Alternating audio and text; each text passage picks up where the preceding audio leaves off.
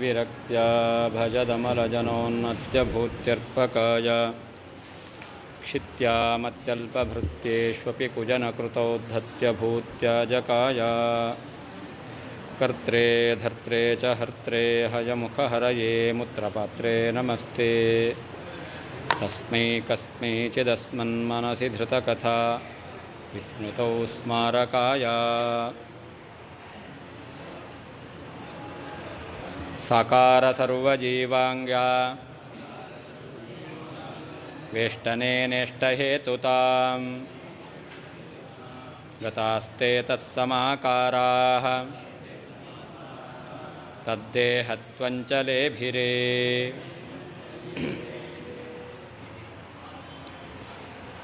ಜೀವರಿಗೆ ಬೇರೆ ಬೇರೆ ರೀತಿಯಾಗಿರತಕ್ಕಂತಹ ಆಕಾರಗಳು ಇದೆ ಸ್ವರೂಪದಲ್ಲಿ. ಸಾಕಾರ ಸರ್ವಜೀವಾಂಗ ವೇಷ್ಟನೇನ, ಜೀವರು ಆಕಾರ ಸಹಿತರಾಗಿದ್ದಾರೆ. ಯಾವ ಆಕಾರ? ಮನುಷ್ಯನ ಆಕಾರವೇ ಇರಬೇಕು ಅಂತಿಲ್ಲ. ಅದು ನರ, ಮೃಗ, ಸರೀಸೃಪ, ಪಕ್ಷಾದ್ಯಾಕಾರ. ಮನುಷ್ಯನ ರೂಪ ಇರಬಹುದು, ಮೃಗಗಳ ರೂಪ ಇರಬಹುದು, ಪಕ್ಷಿಗಳ ರೂಪ ಇರಬಹುದು, ಅಥವಾ ಹಾವು, ಚೇಳು ಮೊದಲಾಗಿರ್ತಕ್ಕಂತಹ ಸರೀಸೃಪಗಳು, ಇವುಗಳ ರೂಪ ಎಂಬತಕ್ಕಂಥದ್ದು ಜೀವನಿಗೆ ಇರಬಹುದು. ಈ ರೀತಿಯಲ್ಲಿ ಜೀವನ ಸ್ವರೂಪ ಎಂಬತಕ್ಕಂಥದ್ದು ಬೇರೆ ಬೇರೆ ರೀತಿಯಾಗಿರ್ತಕ್ಕಂತಹ ಆಕಾರದಿಂದ ಕೂಡಿರುತ್ತೆ. ಇಂತಹ ಸ್ವರೂಪ ದೇಹವನ್ನು ಆವರಿಸಿಕೊಂಡು ಲಿಂಗದೇಹ ಎಂಬತಕ್ಕಂಥದ್ದು ಇರುತ್ತೆ.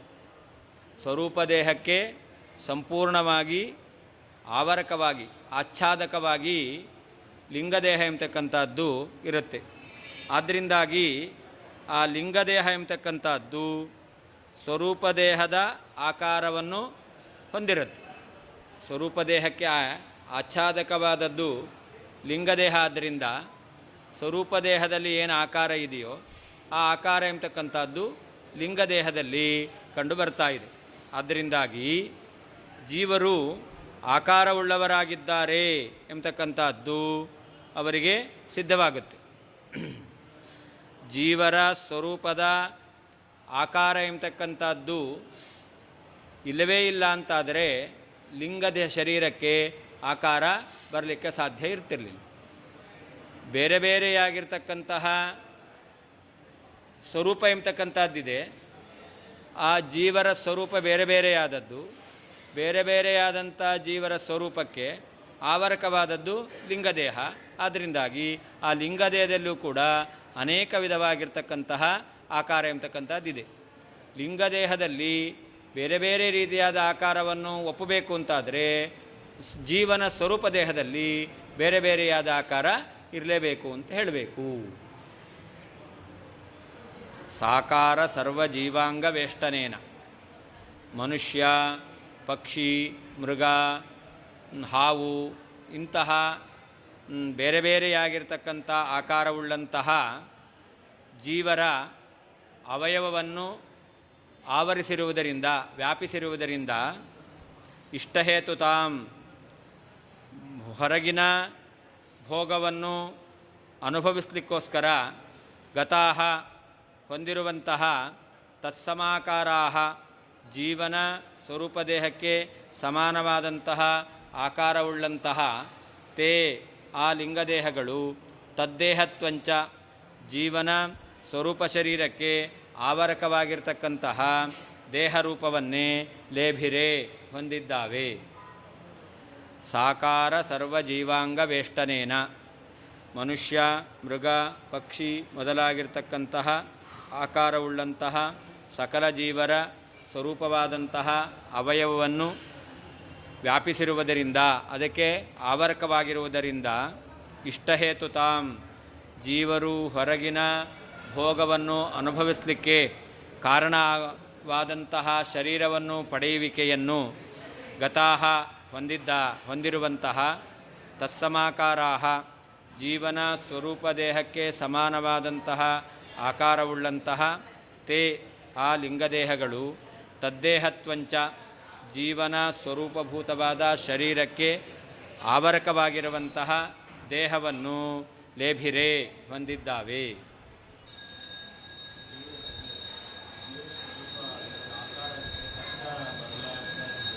ಯಾವುದು ಲಿಂಗದೇಹ? ಸ್ವರೂಪದೇಹ ಬದಲಾಗಲ್ಲ. ಅದು ಪಕ್ಷಿ ಆದರೆ ಪಕ್ಷಿ. ಹಾಂ, ಹೌದು, ಪಕ್ಷಿ ಸ್ವರೂಪವೇ ದೇಹ. ಅವನಿಗೆ ಲಿಂಗದೇಹವು ಪಕ್ಷಿ ರೂಪದಲ್ಲೇ ಇರುತ್ತೆ. ಆವಾಗ ಲಿಂಗದೇಹ ಎಂಬತಕ್ಕಂಥದ್ದು ಪಕ್ಷಿ ರೂಪದಲ್ಲೇ ಇರುತ್ತೆ. ಮೇಲೆ ಬಂದಿರತಕ್ಕಂತಹ ಸ್ಥೂಲ ದೇಹ ಇದೆಯಲ್ಲ, ಅದು ಮಾತ್ರ ಬದಲಾಗುತ್ತೆ.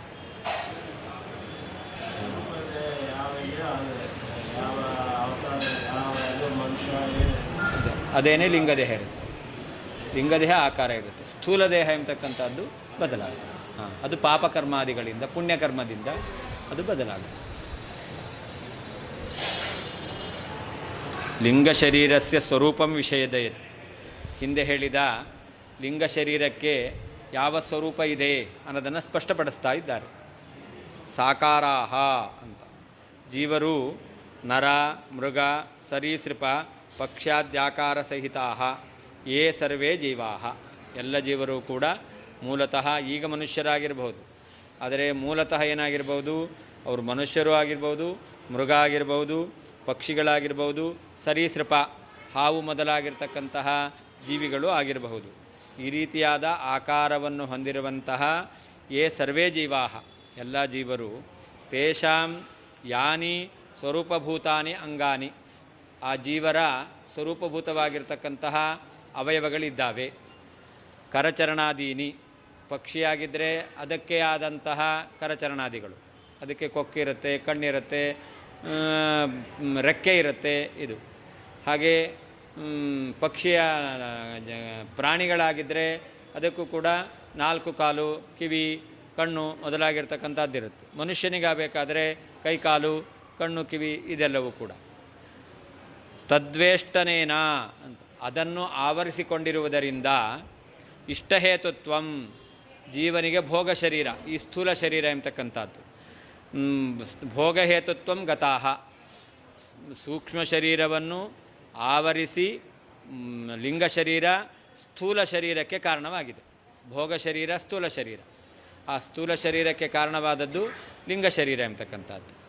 ತತ್ಸಮಾನ ಸಮಾಕಾರಾಹ ಜೀವಸ್ವರೂಪಭೂತ ಶರೀರ ಸಮಾಕಾರಾಹ, ಜೀವನ ಸ್ವರೂಪಕ್ಕೆ ಯಾವ ಆಕಾರ ಇದೆಯೋ ಅದೇ ಆಕಾರ ಎಂಬತಕ್ಕಂಥದ್ದು ತೇ ಲಿಂಗದೇಹಾಹ, ಆ ಲಿಂಗದೇಹಕ್ಕೆ ಇರುತ್ತೆ. ಅದಕ್ಕೆ ಉದಾಹರಣೆ ಕೊಡ್ತಾರೆ, ಕಂಚುಕವತ್ ಅಂತ.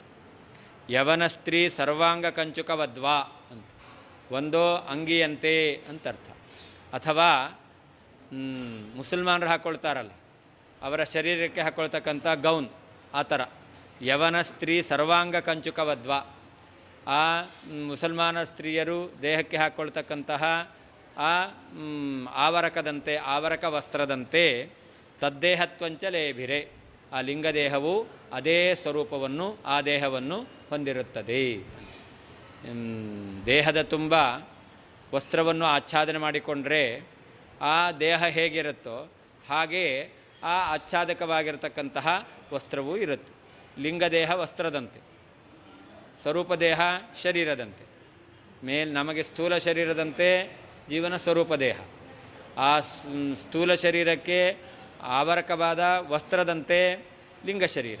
ಹಾಗಾದರೆ ಆ ವಸ್ತ್ರ ಹೇಗಿರುತ್ತೆ, ಸ್ಥೂಲ ಶರೀರ ಹೇಗಿರುತ್ತೋ ಹಾಗೆ ವಸ್ತ್ರ ಇರುತ್ತೆ. ಹಾಗೇ ಲಿಂಗ ಶರೀರ ಎಂಬತಕ್ಕಂಥದ್ದು ಸ್ಥೂಲ ಶರೀರದ ಸೂಕ್ಷ್ಮ ಶರೀರದಂತೆ ಇರುತ್ತೆ. ಸೂಕ್ಷ್ಮ ಶರೀರದಲ್ಲಿ ಕರಚರಣಾದಿಗಳಿದ್ದರೆ ಲಿಂಗ ಶರೀರದಲ್ಲಿ ಕರಚರಣಾದಿಗಳು ಬರುತ್ತೆ. ಇಲ್ಲ ಅಂತಂದರೆ ಬರಲಿಕ್ಕೆ ಸಾಧ್ಯ ಇಲ್ಲ ಅಂತ. ಆ ಲಿಂಗ ಶರೀರ ಪಕ್ಷಿಯದಾಗಿದ್ದರೆ ಪಕ್ಷಿ ಸ್ವರೂಪದ್ದೇ ಲಿಂಗ ಶರೀರ ಇರುತ್ತೆ, ಪ್ರಾಣಿಯದ್ದಾಗಿದ್ದರೆ ಪ್ರಾಣಿಯದ್ದೇ ಆಗಿರುತ್ತೆ.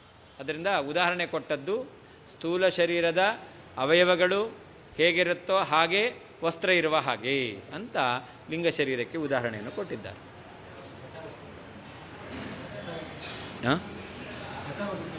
ಜಡವಸ್ತು ಅಲ್ಲ, ಜಡವಸ್ತುಗೆ ಮಾತ್ರ ಅಲ್ಲ, ಈ ದೇಹ ಅದಕ್ಕೊಂದು ಆಕಾರ ಇದೆ, ಅದಕ್ಕೆ ಆವರಕವಾದ ವಸ್ತ್ರ.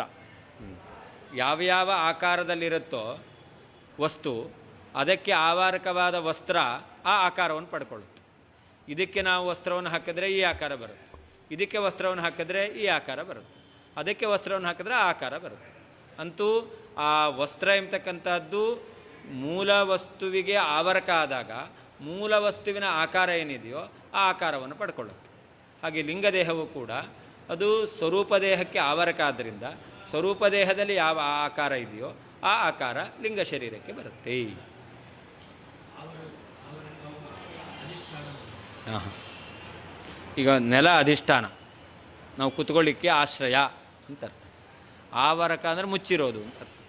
ಹಾಂ, ಅಧಿಷ್ಠಾನ ಅಂತಂದರೆ ಆಶ್ರಯ ಅಂತ ಅರ್ಥ. ಆವರಕ ಅಂದರೆ ಮುಚ್ಚಿರೋದು ಅಂತ ಅರ್ಥ. ಹಾಂ, ಯವನ ಸ್ತ್ರೀ ಸರ್ವಾಂಗ ಕಂಚುಕ ವದ್ವ. ಹಾಂ, ಈ ಅದರಲ್ಲೂ ಕೂಡ ಕರಚರಣಾದಿಗಳು ಕಾಣಿಸುತ್ತಲ್ಲ. ಹಾಂ, ಅದರಿಂದ ಆ ಕೈಯ ಆ ವಸ್ತ್ರದಲ್ಲಿ ಯಾವ ಆಕಾರವೂ ಇಲ್ಲ, ವಸ್ತ್ರದಲ್ಲಿ ಆಕಾರ ಇಲ್ಲ. ಯವನ ಸ್ತ್ರೀಯಲ್ಲಿ ಆಕಾರ ಇರೋದರಿಂದ ಆ ವಸ್ತ್ರದಲ್ಲಿ ಆಕಾರ ಕಂಡುಬರುತ್ತೆ. ಆ ಗೌನಲ್ಲಿ ಕೈ ಕಾಲು ಎಲ್ಲ ಕಾಣಿಸುತ್ತಲ್ಲ, ಹಾಗಿರುವಂತಹದ್ದು ಹಾಕೋ. ಈಗಿನ ರೈನ್ ಕೋಟು ಅಂತ ಇಟ್ಕೊಳ್ಳಿ, ಪ್ಯಾಂಟು ಶರ್ಟಿನ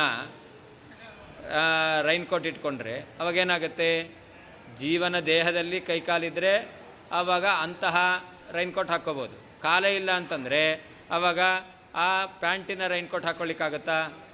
ಇಲ್ಲ. ಆ ಕಾಲಿದ್ದವ್ರು ಮಾತ್ರ ಹಾಕ್ಕೊಳ್ಬೋದು, ಕೈ ಇದ್ದವ್ರು ಮಾತ್ರ ಕೈ ಇರುವಂಥ ರೈನ್ ಕೋಟ್ ಹಾಕ್ಕೋಬೋದು. ಕೈಯೇ ಇಲ್ಲ ಅಂತಾದರೆ, ಈಗ ಗಡಿಗೆಗೆ ರೈನ್ ಕೋಟ್ ಹೊದಿಸ್ತೀರ, ಆವಾಗ ಅದರಲ್ಲಿ ಕೈ ಬೇಕಾಗಿತ್ತೇನು? ಇಲ್ಲ, ಒಂದು ಪ್ಲಾಸ್ಟಿಕ್ ಶೀಟ್ ಹಾಕಿದ್ರೆ ಸಾಕು. ಹಾಗಾದರೆ ಎಲ್ಲಿ ಆ ಕೈ ಕಾಣಿಸುತ್ತೆ ಅಂತಂದರೆ ಮೂಲದಲ್ಲಿದ್ದರೆ ಮಾತ್ರ ಅದು ಕಾಣಿಸುತ್ತೆ, ಮೂಲದಲ್ಲಿಲ್ಲ ಅಂದರೆ ಕಾಣಿಸಲ್ಲ.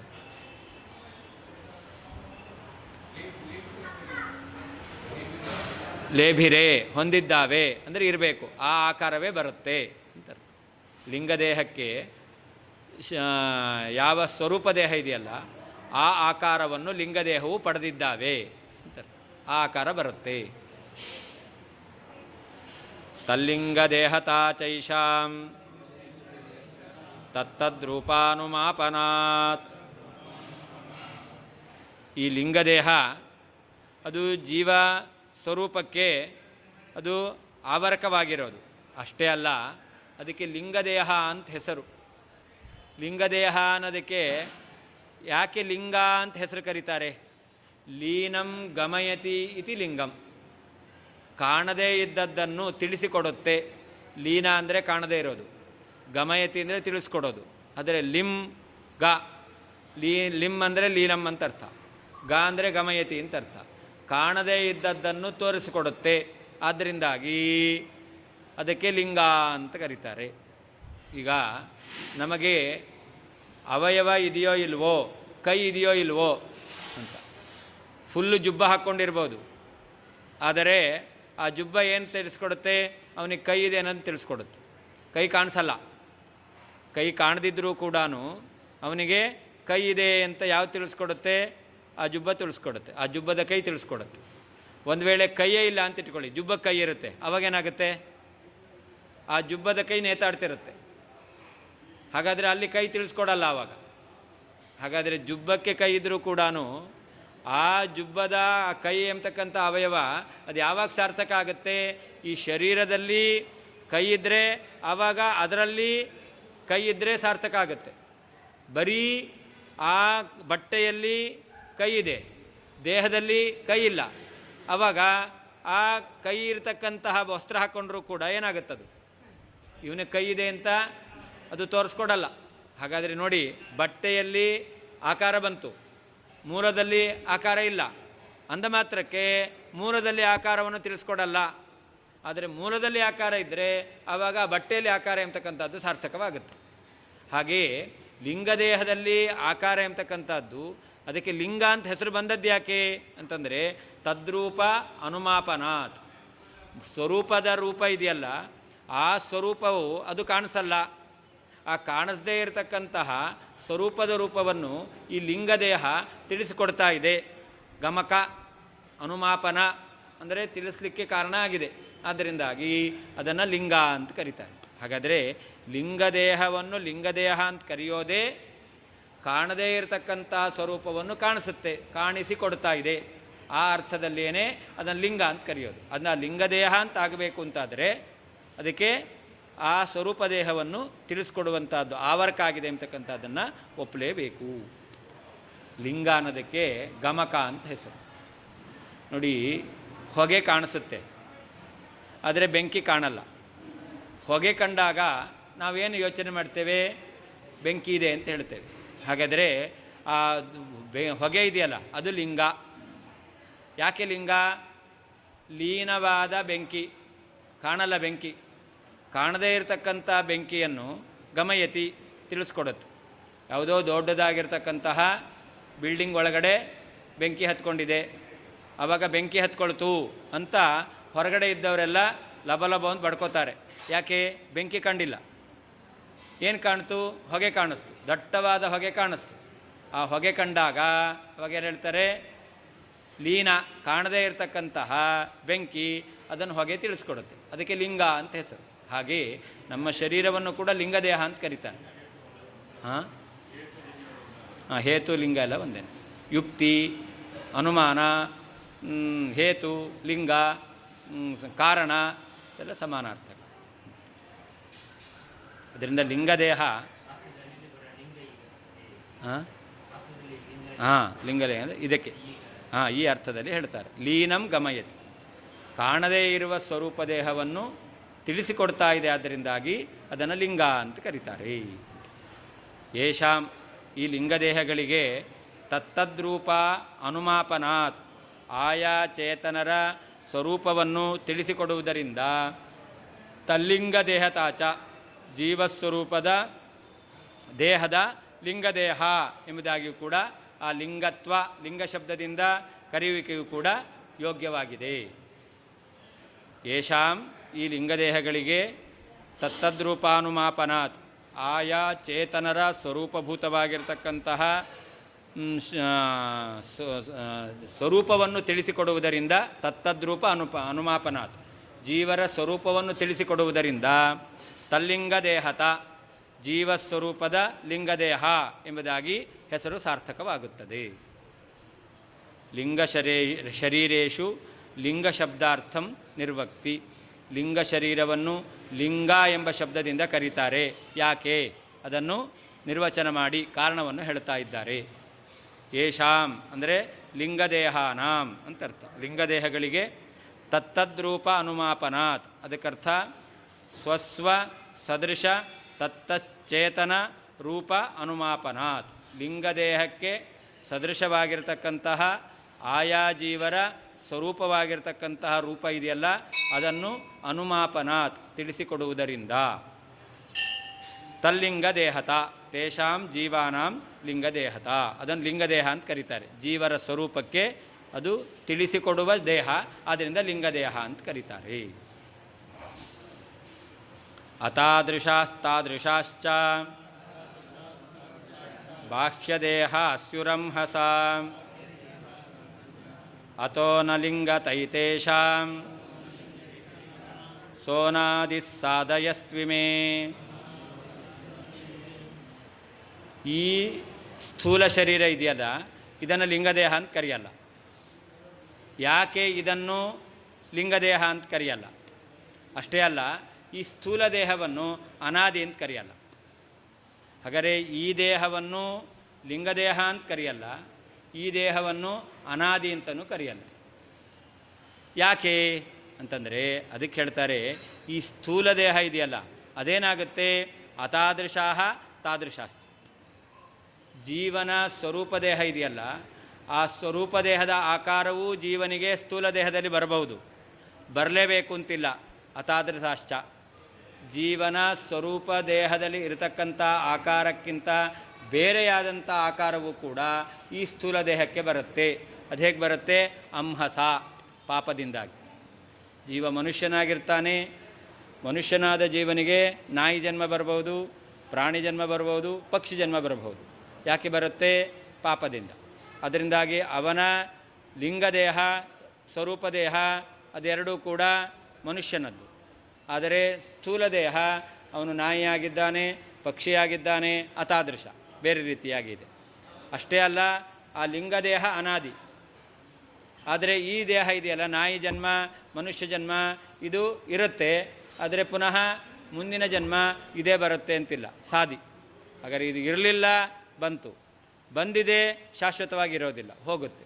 ಹೀಗೆ ಈ ಜೀವರಿಗೆ ಸ್ಥೂಲ ದೇಹ ಇದೆಯಲ್ಲ, ಅದು ಸಾದಯ, ಇಲ್ಲದೇ ಇರತಕ್ಕಂಥದ್ದು ಬರುತ್ತೆ. ಆದರೆ ಲಿಂಗದೇಹ ಎಂಬತಕ್ಕಂಥದ್ದು ಅನಾದಿಯಿಂದ ಇರತಕ್ಕಂಥದ್ದು. ಸ್ವರೂಪ ದೇಹ ಹೇಗಿದೆಯೋ ಅದೇ ರೀತಿಯಲ್ಲಿ ಲಿಂಗದೇಹ ಇರುತ್ತೆ. ಸ್ವರೂಪ ದೇಹ ಅದು ಸಾಧ್ಯ ಅಲ್ಲ, ಅದಕ್ಕೆ ಉತ್ಪತ್ತಿ ಇಲ್ಲ, ಅದು ಅನಾದಿ ಕಾಲದಿಂದ ಇದ್ದದ್ದು. ಅದಕ್ಕೆ ಆವರಕವಾದ ಲಿಂಗದೇಹವು ಕೂಡ ಅನಾದಿ ಕಾಲದಿಂದ ಹಾಗೇ ಇರುತ್ತೆ. ಆದರೆ ಸ್ಥೂಲ ದೇಹ ಮಾತ್ರ ಅದು ಬದಲಾಗುತ್ತೆ, ಅದಕ್ಕೆ ಉತ್ಪತ್ತಿ ನಾಶಗಳು ಇದೆ. ಇಷ್ಟು ಲಿಂಗದೇಹಕ್ಕೂ ಸ್ಥೂಲ ದೇಹಕ್ಕೂ ವೈಲಕ್ಷಣ್ಯ. ಲಿಂಗದೇಹ ಸ್ವರೂಪದಂತೆ ಇರುತ್ತೆ, ಬದಲಾಗಲ್ಲ. ಸ್ಥೂಲ ದೇಹ ಸ್ವರೂಪದಂತೆಯೂ ಇರಬಹುದು, ಬದಲು ಆಗಬಹುದು. ಲಿಂಗದೇಹಕ್ಕೆ ಉತ್ಪತ್ತಿಯೇ ಇಲ್ಲ, ಸ್ಥೂಲ ದೇಹಕ್ಕೆ ಉತ್ಪತ್ತಿ ನಾಶಗಳಿದೆ. ಇಷ್ಟು ಲಿಂಗದೇಹಕ್ಕೂ ಸ್ಥೂಲ ದೇಹಕ್ಕೂ ಇರತಕ್ಕಂತಹ ವ್ಯತ್ಯಾಸ. ಅತಾದೃಶಾಹ, ಸ್ವರೂಪ ದೇಹಕ್ಕೆ ಸದೃಶ ಅಲ್ಲದೇ ಇರುವಂತಹ, ತಾದೃಶಾಹ, ಸ್ವರೂಪ ದೇಹಕ್ಕೆ ಸದೃಶವೂ ಆದಂತಹ, ಬಾಹ್ಯದೇಹ, ಲಿಂಗದೇಹದಿಂದ ಬೇರೆಯಾಗಿರ್ತಕ್ಕಂತಹ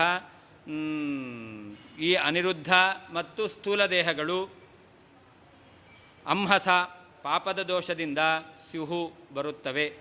ಅತಃ ಚೇತನ ಸ್ವರೂಪ ದೇಹವನ್ನು ಸೂಚಿಸುವ ನಿಮಿತ್ತ ಇಲ್ಲದೇ ಇರುವುದರಿಂದ ಏತೇಷಾಂ, ಈ ಬಾಹ್ಯದೇಹಗಳಿಗೆ ನ ಲಿಂಗತ, ಲಿಂಗದೇಹತ್ವ ಎಂಬತಕ್ಕಂತಹ ಹೆಸರಿನಿಂದ ವ್ಯವಹಾರ ಇಲ್ಲ. ಸಹ ಆ ಲಿಂಗದೇವವು ಅನಾದಿಹಿ, ಅನಾದಿ ಕಾಲದಿಂದ ಇರತಕ್ಕಂಥದ್ದು. ಇಮೇತು, ಈ ಅನಿರುದ್ಧ ಮತ್ತು ಬಾಹ್ಯದೇಹಗಳು ಸಾದಯ, ಉತ್ಪತ್ತಿ ಉಳ್ಳವುಗಳು. ಅತಾದೃಶಾಹ, ಸ್ವರೂಪದೇಹಕ್ಕೆ ಸದೃಶವಾದ, ತಾದೃಶಾಹ, ಸದೃಶವಲ್ಲದ, ಅತಾದೃಶಾಹ, ಸ್ವರೂಪದೇಹಕ್ಕೆ ಸದೃಶವಲ್ಲದ, ತಾದೃಶಾಹ, ಸ್ವರೂಪದೇಹಕ್ಕೆ ಸದೃಶವಾದಂತಹ ಬಾಹ್ಯದೇಹಾ, ಲಿಂಗದೇಹಕ್ಕಿಂತ ಬೇರೆಯಾಗಿರ್ತಕ್ಕಂತಹ ಅನಿರುದ್ಧ ಮತ್ತು ಸ್ಥೂಲದೇಹಗಳು ಅಂಹಸ, ಪಾಪದ ದೋಷದಿಂದ ಸ್ಯುಹು, ಬರುತ್ತವೆ. ಅತಃ ಚೇತನನ ಸ್ವರೂಪವನ್ನು ಸೂಚನ ಮಾಡುವುದಿಲ್ಲ. ಆದ್ದರಿಂದ ಏತೇಷಾಂ, ಈ ಅನಿರುದ್ಧ ದೇಹ ಮತ್ತು ಸ್ಥೂಲ ದೇಹಗಳಿಗೆ ನ ಲಿಂಗತ, ಲಿಂಗದೇಹ ಎಂಬತಕ್ಕಂಥ ಶಬ್ದದಿಂದ ವ್ಯವಹಾರ ಇಲ್ಲ. ಸಹ ಆ ಲಿಂಗದೇಹವು ಅನಾದಿಹಿ, ಅನಾದಿ ಕಾಲದಿಂದ ಇರತಕ್ಕಂಥದ್ದು. ಇಮೇತು, ಈ ಸ್ಥೂಲ ದೇಹ ಮತ್ತು ಅನಿರುದ್ಧ ದೇಹಗಳು ಸಾದಯ, ಉತ್ಪತ್ತಿ ಉಳ್ಳವುಗಳಾಗಿದ್ದಾವೆ. ಬಾಹ್ಯ ಶರೀರಾಣ್ಯಪಿ ಲಿಂಗದೇಹಾ ಕಿಂ ನ ಸ್ಯುಹು ಇತ್ಯತಃ ಆಹ. ಈ ಶರೀರವೂ ಕೂಡ ಲಿಂಗದೇಹ ಯಾಕಾಗಬಾರ್ದು ಅಂತ ಪ್ರಶ್ನೆ ಮಾಡಿದ್ರೆ, ಈ ದೇಹವನ್ನು ಲಿಂಗದೇಹ ಅಂತ ಕರೀಲಿಕ್ಕೆ ಬರೋದಿಲ್ಲ. ಯಾಕೆ? ಸ್ವರೂಪ ದೇಹವನ್ನು ಇದು ತಿಳಿಸಿಕೊಡೋದಿಲ್ಲ.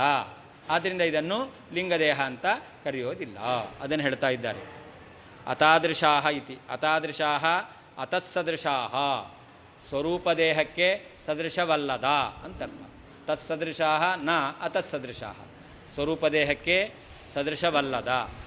ತಾದೃಶಾಹ ತತ್ಸದೃಶಾಹ, ಸ್ವರೂಪದೇಹಕ್ಕೆ ಸದೃಶವಾದಂತಹ.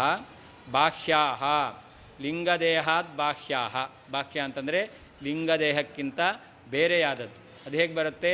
ಅಂಹಸ, ಅದಕ್ಕರ್ಥ ಯಹ ಅನ್ಯತರ ಪ್ರಾಪಕ ದೋಷೇಣ ಅಂತ. ಬೇರೆ ಶರೀರ ಬರಲಿಕ್ಕೆ ಕಾರಣವಾದ ಪಾಪದ ದೋಷದಿಂದ ಅಂತರ್ಥ. ಸ್ಯುಹು, ಅದು ಉಂಟಾಗುತ್ತವೆ ಇತಿ ಸಂಬಂಧ. ಅತಃ ಅಂದ್ರೇನರ್ಥ? ಚೇತನ ಸ್ವರೂಪ ದೇಹ ಅನನುಮಾಪಕತ್ವಾತ್, ಜೀವನ ಸ್ವರೂಪವನ್ನು ತಿಳಿಸಿಕೊಡದೇ ಇರುವುದರಿಂದ ಏತೇಷಾಂ ಅಂದರೆ ಬಾಹ್ಯದೇಹಾನಾಂ, ಅನಿರುದ್ಧ ದೇಹ ಮತ್ತು ಸ್ಥೂಲ ದೇಹ, ಈ ದೇಹಗಳಿಗೆ ಏನಿಲ್ಲ, ಲಿಂಗದೇಹ ಶಬ್ದದಿಂದ ವ್ಯವಹಾರ ಇಲ್ಲ. ನ ತಲ್ಲಿಂಗತ.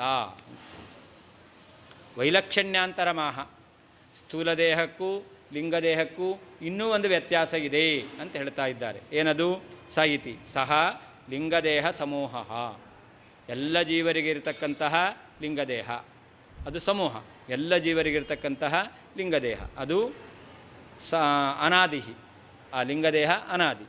ಸಾದಯಸ್ತು ಇಮೆ, ಇಮೆ ಅಂತಂದರೆ ಪರಿದೃಶ್ಯಮಾನಾ ಬಾಹ್ಯದೇಹ, ಕಣ್ಣಿಗೆ ಕಾಣತಕ್ಕಂತಹ ಸ್ಥೂಲ ದೇಹ ಇದೆಲ್ಲವೂ ಕೂಡ ಉತ್ಪತ್ತಿ ಉಳ್ಳವುಗಳಾಗಿದೆ. ಸಾದಯ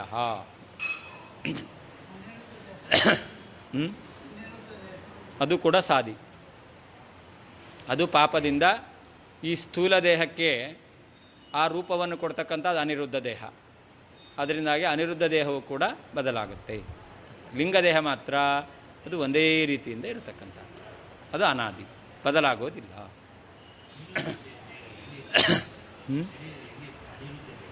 ಅದ ಈ ಸ್ವರೂಪ ದೇಹ ಇದೆಯಲ್ಲ, ಸ್ವರೂಪ ದೇಹಕ್ಕೆ ಆವರಕವಾಗಿ ಲಿಂಗದೇಹ ಇರುತ್ತೆ. ಲಿಂಗದೇಹದ ಮೇಲೆ ಅನಿರುದ್ಧ ದೇಹ ಎಂಬತಕ್ಕಂಥದ್ದು ಇರುತ್ತೆ. ಆ ಅನಿರುದ್ಧ ದೇಹದ ಮೇಲೆ ಈ ಸ್ಥೂಲ ದೇಹ ಎಂಬತಕ್ಕಂಥದ್ದು ಇರತಕ್ಕಂಥದ್ದು. ಈ ಸ್ಥೂಲ ದೇಹ ಇದ್ದಾಗೆ ಲಿಂಗದೇಹ ಇರಬೇಕು ಅಂತಿಲ್ಲ. ಸ್ಥೂಲ ದೇಹ ಇದ್ದಾಗೆ ಅನಿರುದ್ಧ ದೇಹ ಇರುತ್ತೆ. ಸ್ಥೂಲ ದೇಹ ಇದ್ದಾಗೆ ಅನಿರುದ್ಧ ದೇಹ ಇರುತ್ತೆ. ಅನಿರುದ್ಧ ದೇಹ ಇದ್ದಾಗೇನೆ ಲಿಂಗದೇಹ ಇರಬೇಕು ಅಂತಿಲ್ಲ. ಆ ಲಿಂಗದೇಹದ ಆಕಾರ ಅದು ಬದಲಾಗುತ್ತೆ. ಯಾವಾಗ ಬದಲಾಗುತ್ತೆ? ನಮ್ಮ ಪುಣ್ಯ ಪಾಪಗಳಿಂದ ಬದಲಾಗುತ್ತೆ. ಪಕ್ಷಿ ಆಗಿರ್ಬೋದು, ಅವನ ಪುಣ್ಯ ಜಾಸ್ತಿ ಇದೆ, ಇನ್ನೂ ಅಧಿಕ ಪುಣ್ಯ ಸಂಪಾದನೆ ಮಾಡಿ ಮೋಕ್ಷಕ್ಕೆ ಹೋಗಬೇಕು, ಅವನು ಮನುಷ್ಯನಾಗಿ ಸಾಧನೆ ಮಾಡಲಿಕ್ಕೋಸ್ಕರ ಮನುಷ್ಯ ದೇಹ ಪಡ್ಕೊಂಡು ಬರ್ತಾನೆ. ಆಗ ಅವನಿಗೆ ಮನುಷ್ಯಾಕಾರದ ಅನಿರುದ್ಧ ದೇಹ ಬರುತ್ತೆ, ಮನುಷ್ಯ ಆಕಾರದ ಸ್ಥೂಲ ದೇಹ ಬರುತ್ತೆ. ಅದೇ ಅವನು ಮನುಷ್ಯನಾಗಿರ್ಬೋದು, ಪಾಪ ಇದೆ ಅಂತಾದರೆ ಅವನಿಗೆ ಪಕ್ಷಿ ಆಕಾರದ ಅನಿರುದ್ಧ ದೇಹ ಬರುತ್ತೆ, ಪಕ್ಷಿ ಆಕಾರದ ಸ್ಥೂಲ ದೇಹ ಬರುತ್ತೆ. ಹೀಗೆ ವ್ಯತ್ಯಾಸ ಎಂಬತಕ್ಕಂಥದ್ದು. ಬಣ್ಣನ ಬಣ್ಣ ಪಕ್ಷಿದು ಯಾವ ಬಣ್ಣವೋ ಆ ಬಣ್ಣ. ಹಾಗೆ ಲಿಂಗ ಶರೀರದ್ದು ಅದು ಮನುಷ್ಯನ ಬಣ್ಣ ಎಂಬತಕ್ಕಂಥದ್ದೇನೋ ಆ ಬಣ್ಣ ಎಂಬತಕ್ಕಂಥದ್ದು. ರೇತಸೋ ಬಿಂದು ಮಾತ್ರೇಣ ಬಾಹ್ಯೋ ದೇಹಶ್ಚ ಜಾಯತೆ ನ ತಸ್ಯಾಪಿ ಸ್ವತೋ ರೂಪಂ ಅಜೀವಂಚೇದ್ರಜೋ ಹಿ ತತ್. ಜೀವನಿಗೆ ಸ್ವರೂಪದಲ್ಲಿ ಆಕಾರ ಇದೆ ಅನ್ನೋದನ್ನು ಇನ್ನೊಂದು ಉದಾಹರಣೆಯನ್ನು ಕೊಟ್ಟು ಸಮರ್ಥನೆ ಮಾಡ್ತಾರೆ. ಯಾವ ಪುರುಷನ ರೇತಸ್ಸಿನಿಂದ ಜೀವ ಆಕಾರವನ್ನು ಪಡ್ಕೊಳ್ತಾನೆ, ಆ ರೇತಸ್ಸಿನಲ್ಲಿ ಆಕಾರ ಜೀವನಲ್ಲಿ ಆಕಾರ ಇರುವಂತೆ ಆ ರೇತಸ್ಸಿನಲ್ಲಿ ಆಕಾರ ಎಂಬತಕ್ಕಂಥದ್ದು ಅಭಿವ್ಯಕ್ತವಾಗುತ್ತೆ. ಒಂದು ವೇಳೆ ಆ ಜೀವನಲ್ಲಿ ಆಕಾರ ಇಲ್ಲ ಅಂತಾದರೆ ಆ ರೇತಸ್ಸು ಎಂಬತಕ್ಕಂಥದ್ದು ಕೇವಲ ಅದು ರಜಃ ಹಿ ತತ್, ಕೇವಲ ರಕ್ತದ ಕಣ ಇದ್ದ ಹಾಗೆ ಅಂತ. ಶುಕ್ರ ಶೋಣಿತ ಮಿಶ್ರಣದಿಂದ ಜೀವನಿಗೆ ಆಕಾರ ಬರುತ್ತೆ. ಅದರಲ್ಲಿ ಆಕಾರ ಇರೋದು ಶುಕ್ರದಲ್ಲಿ ರೇತಸ್ಸಿನಲ್ಲಿ, ಶೋಣಿತದಲ್ಲಿ ರಕ್ತದಲ್ಲಿ ಆಕಾರ ಎಂಬತಕ್ಕಂಥದ್ದಿಲ್ಲ. ಹಾಗಾದರೆ ಪುರುಷನಿಗೆ ಆ ತಾಯಿಯ ಗರ್ಭದಲ್ಲಿ ಹೋದಾಗ ಏನು ಆಕಾರ ಎಂಬತಕ್ಕಂಥದ್ದು ಬರುತ್ತೆ, ಅದು ಎಲ್ಲಿಂದ ಬರುತ್ತೆ ಅಂತಂದರೆ ಆ ಜೀವನಿಗೆ ಬರತಕ್ಕಂಥ ಆಕಾರ ಅದು ರೇತಸ್ಸಿನಲ್ಲಿ ಆಕಾರ ಇರತಕ್ಕಂಥದ್ದು. ಆ ಜೀವ ಇದ್ದರೆ ಅಲ್ಲಿ ಆಕಾರ ಎಂಬತಕ್ಕಂಥದ್ದು ಬರುತ್ತೆ. ಆ ರೇತಸ್ಸಿನಲ್ಲಿ ಜೀವ ಇಲ್ಲ ಅಂತಾದರೆ ಅದು ಕೇವಲ ಶೋಣಿತದಂತೆ, ಅದು ರೇತಸ್ಸಲ್ಲ, ಅದು ರಜಸ್ಸಿನಂತೆ ಅಂತ. ಹೀಗೆ ಇಷ್ಟು ವ್ಯತ್ಯಾಸ ಇದೆ. ಹಾಗಾದರೆ ಜೀವನಿಗೆ ಆ ಆಕಾರ ಬರಬೇಕು ಅಂತಂದರೆ ರೇತೋ ರೂಪದಲ್ಲಿ ಇರ್ತಾನೆ, ಅಲ್ಲಿಯೂ ಆಕಾರ ಇದೆ. ಮಾತೃಗರ್ಭ ಪ್ರವೇಶ ಮಾಡಿದಾಗ ಇರುವಂಥ ಆಕಾರ ಅದು ಅಭಿವ್ಯಕ್ತ ಆಗುತ್ತೆ, ಉಪಚಯವನ್ನು ಹೊಂದುತ್ತೆ. ಒಂದು ವೇಳೆ ಆಕಾರವೇ ಇಲ್ಲ ಅಂತಾದರೆ ಅದು ಉಪಚಯವನ್ನು ಹೊಂದಲಿಕ್ಕೆ ಸಾಧ್ಯ ಇಲ್ಲ. ಹಾಗಾದರೆ ಆ ರೂಪದಲ್ಲಿಯೂ ಕೂಡ ಜೀವನಿಗೆ ಆಕಾರ ಎಂಬತಕ್ಕಂಥದ್ದಿದೆ, ಅದು ಅಭಿವ್ಯಕ್ತವಾಗುತ್ತೆ. ನಮಗೆ ಮೇಲ್ನೋಟಕ್ಕೆ ಕಂಡಾಗ ಯಾವ ವೈದ್ಯರಿಗೂ ಕೂಡ ಆ ರೇತಸ್ಸಿನಲ್ಲಿರ್ತಕ್ಕಂಥದ್ದು ಹೆಣ್ಣೋ ಗಂಡೋ ಗುರುತಿಸ್ಲಿಕ್ಕಾಗಲ್ಲ. ಕೆಲವು ತಿಂಗಳಾದ ಮೇಲೇ ಆ ಜೀವನು ಹೆಣ್ಣೋ ಗಂಡೋ ಅಂತೂ ಗುರುತಿಸ್ಬೋದು, ಅಥವಾ ಆ ರೇತಸ್ಸಿನಲ್ಲಿ ಚೇತನ ಇದಾನೋ ಇಲ್ವೋ ಅದನ್ನು ಹೇಳಲಿಕ್ಕಾಗೋದಿಲ್ಲ. ಹಾಗಾದರೆ ಅಷ್ಟು ಸೂಕ್ಷ್ಮವಾಗಿರ್ತಕ್ಕಂತಹ ಆ ರೇತಸ್ಸಿನಲ್ಲಿ ಜೀವ ಇದ್ದಾನೆ, ಅವನಲ್ಲಿ ಶರೀರ ಎಲ್ಲ ಇದೆ. ಜೀವ ಮಾತ್ರ ಅಲ್ಲ, ಜೀವನಿಗೆ ಲಿಂಗ ಶರೀರ, ಲಿಂಗ ಶರೀರದಲ್ಲಿ ಅನಿರುದ್ಧ ಶರೀರ, ಇಷ್ಟೆಲ್ಲ ಸೇರಿಕೊಂಡಿರುತ್ತೆ. ಯಾವಾಗ? ಜೀವ ರೇತಸ್ಸಿನಲ್ಲಿ ಸೇರಿಕೊಂಡಾಗ ಅದು ಅಭಿವ್ಯಕ್ತವಾಗುತ್ತೆ. ಹಾಗಾದರೆ ಅಲ್ಲಿ ಜೀವನಿಗೆ ಕರಚರಣಾದಿಗಳಿದ್ದರೆ, ಅದೇ ನೋಡಿ ಮನುಷ್ಯನ ರೇತಸ್ಸು ಅಂತಾದರೆ ಮನುಷ್ಯನ ದೇಹ ಬರುತ್ತೆ, ಅದೇ ಪ್ರಾಣಿಗಳ ರೇತಸ್ಸು ಅಂತಾದರೆ ಆಕಾರ ಬರುತ್ತೆ. ಹಾಗಾದರೆ ಅಲ್ಲಿ ಇರತಕ್ಕಂತಹ ಚೇತನನಲ್ಲಿ ಆ ಆಕಾರ ಎಂಬತಕ್ಕಂಥದ್ದಿದೆ. ಮನುಷ್ಯನಲ್ಲಿ ರೇತಸ್ಸಿನಲ್ಲಿರ್ತಕ್ಕಂಥ ಜೀವನದ್ದು ಮನುಷ್ಯನ ಆಕಾರ ಎಂಬತಕ್ಕಂಥದ್ದಿದೆ. ಹೀಗೆ ಭಿನ್ನ ಭಿನ್ನವಾಗಿರ್ತಕ್ಕಂತಹ ಆಕಾರ ಎಂಬತಕ್ಕಂಥದ್ದು ಆ ರೇತಸ್ಸಿನಲ್ಲಿ ಕಂಡು ಬರ್ತಾ ಇದೆ. ಅದು ಯಾಕೆ? ಸ್ವರೂಪದಲ್ಲಿ ಆಕಾರ ಇರೋದರಿಂದಾಗಿ ಅದರಲ್ಲಿ ಆಕಾರ ಕಂಡುಬರುತ್ತೆ. ಸ್ವರೂಪದಲ್ಲಿ ಆಕಾರ ಇಲ್ಲ ಅಂತಾದರೆ ಅದು ಕೇವಲ ಕಣ ಮಾತ್ರ, ರಜಸ್ಸಿನ ಕಣ ಇದ್ದ ಹಾಗೆ ಅದರಲ್ಲಿ ಆಕಾರ ಎಂಬತಕ್ಕಂಥದ್ದು. ಅದಕ್ಕೆ ಹೇಳ್ತಾರೆ ಅಜೀವಂ ಚೇತ್, ಜೀವ ಇಲ್ಲ, ಸ್ವರೂಪವುಳ್ಳಂಥ ಜೀವ ಅದರಲ್ಲಿ ಸನ್ನಿಹಿತನಾಗಿಲ್ಲ ಅಂತಾದರೆ ಆ ರೇತಸ್ಸು ಅದು ರಜಸ್ಸು, ಅದರಲ್ಲಿಯೂ ಕೂಡ ಆಕಾರ ಅಭಿವ್ಯಕ್ತ ಆಗಲಿಕ್ಕೆ ಸಾಧ್ಯ ಇಲ್ಲ. ರೇತಸಃ, ರೇತಸ್ಸಿನ ಬಿಂದು ಮಾತ್ರೇಣ ಕೇವಲ ಒಂದು ಬಿಂದುವಿನಿಂದ ಬಾಹ್ಯ ಹೊರಗಿನ ದೇಹ ಸ್ಥೂಲದೇಹವು ಜಾಯತೆ ಹುಟ್ಟುತ್ತದೆ. ತಸ್ಯ ಚ ಆ ರೇತೋ ಬಿಂದುವಿಗೆ ಕೂಡ ಸ್ವತಃ ಸ್ವಾಭಾವಿಕವಾಗಿ ರೂಪಂ ಆಕಾರವು ನ ಇಲ್ಲವೇ ಇಲ್ಲ. ಅಂದರೆ ಜೀವನು ಪ್ರವೇಶ ಮಾಡಿದ್ರಿಂದಾಗಿ ಆ ರೇತಸ್ಸಿನಲ್ಲಿ ಆಕಾರ ಎಂಬತಕ್ಕಂಥದ್ದು ಇರುತ್ತೆ. ಅಜೀವಂ ಚೇತ್, ಜೀವನು ಆ ರೇತಸ್ಸಿನಲ್ಲಿ ಇಲ್ಲ ಅಂತಾದರೆ ತತ್ ಆ ರೇತೋ ಬಿಂದುವು ರಜಃ ಕೇವಲ ಅದು ರಜಸ್ಸಿನ ಕಣದಂತೆ, ಸ್ತ್ರೀಯರ ರಜಸ್ಸಿನ ಕಣದಂತೆ, ಅದರಲ್ಲಿ ಚೇತನ ಇರೋದೇ ಇಲ್ಲ. ರೇತಸಃ, ರೇತಸ್ಸಿನ ಬಿಂದು ಮಾತ್ರೇಣ ಕೇವಲ ಒಂದು ಬಿಂದುವಿನಿಂದ ಬಾಹ್ಯ ಹೊರಗಿನ ದೇಹ ಸ್ಥೂಲದೇಹವು ಜಾಯತೆ ಹುಟ್ಟುತ್ತದೆ. ತಸ್ಯ ಆ ರೇತೋ ಬಿಂದುವಿಗೆ ತಸ್ಯ ಚ ಆ ರೇತೋ ಬಿಂದುವಿಗೂ ಕೂಡ ಸ್ವತಃ ಸ್ವಾಭಾವಿಕವಾಗಿ ರೂಪಂ ಆಕಾರವು ಕರಚರಣಾದಿಗಳು ನ ಇಲ್ಲವೇ ಇಲ್ಲ. ಅಜೀವಂ ಚೇತ್, ಜೀವನು ಅದರಲ್ಲಿ ಪ್ರವೇಶ ಮಾಡಿಲ್ಲ ಅಂತಾದರೆ ತತ್ ಆ ರೇತೋ ಬಿಂದುವು ಕೂಡ ರಜಃ ಕೇವಲ ರಜಸ್ಸಿನ ಕಣದಂತೆ. ಬಾಹ್ಯದೇಹಾನಾಂ ಸಾಧಿತ್ವಂ ಉಪಪಾದಯನ್ ಚೇತನದೇಹ ಸಂಬಂಧಾದೇವ